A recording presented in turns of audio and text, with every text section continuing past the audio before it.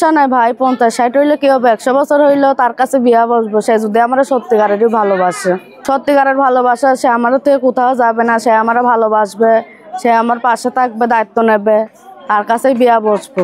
এখন চাই একটা ভালো মনের মানুষ, সে যদি পাশে থাকে, দায়িত্ব নেয়, তার কাছে বিয়া শাদী বসবো। আপু আসসালামু আলাইকুম। ওয়ালাইকুম আসসালাম। কেমন আছেন? আছি ভাই, আল্লাহ রাখছে কোনো মতো। নাম ঠিকানা বলেন।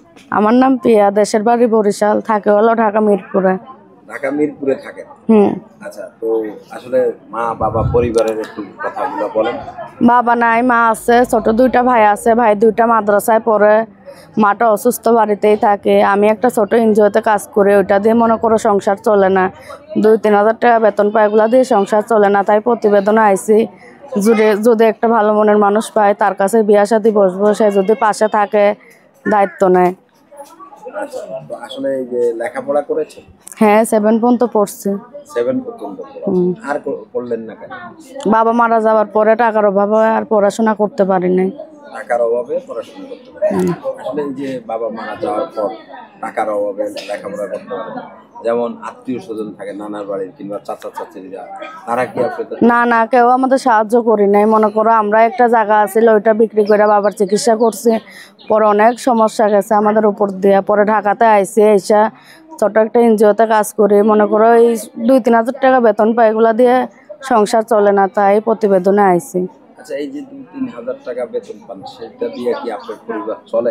চলে না ভাই, 2 হাজার টাকা ঘর ভাড়াই নেওয়া যায়, আর 1 হাজার টাকার কি হয়, ভাইরা মাদ্রাসায় পড়ে, মাসে মাসে 1 হাজার টাকা বেতন দিতে হয়, চলে না ভাই। হ্যাঁ, ছোট 2 ভাই, তাদের বেতন 1 হাজার টাকা দেয় মাসে।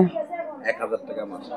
আচ্ছা, এই যে ভাইদের বেতন, মা আছে, আপনি আছেন, আপনিও তো বড় হয়েছেন, আপনারও তো খরচ আছে, সেগুলো আসলে কিভাবে মানে মেনটেন করেন? অনেক কষ্ট করে মেনটেন করি ভাই, মানুষের কাছ থেকে ঋণ করছে অনেক টাকা, ওগুলা সুদছে, কাজ কইরা, বললাম না ছোট একটা এনজিওতে কাজ করে, ওগুলা কাজ কইরা সব সুদছে, অল্প কিছু টাকা পাইবো। আপনি কি চাচ্ছেন? এমনি আপনি তো দেখতে সুন্দর, অনেক সুন্দর, এমনি কেউ আপনাকে বিয়ের প্রস্তাব দেয়? অনেক মানুষই দেয় ভাই, বিয়ের প্রস্তাব দিলে কি হবে, সে যদি খাইতে পড়াইতে না পারে, তার কাছে বিয়া পয়সা লাভ কি? মানে যারা আসে তারা কি ভালো না? না ভাই।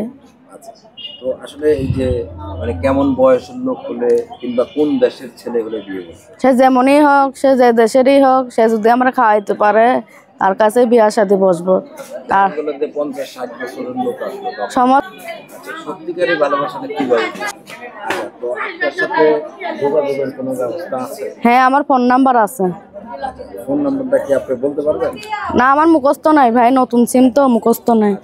দর্শক, আমরা এই বোনটির নাম্বার বলে দিচ্ছি। আপনার তো নাম প্রিয়া? হ্যাঁ, প্রিয়া।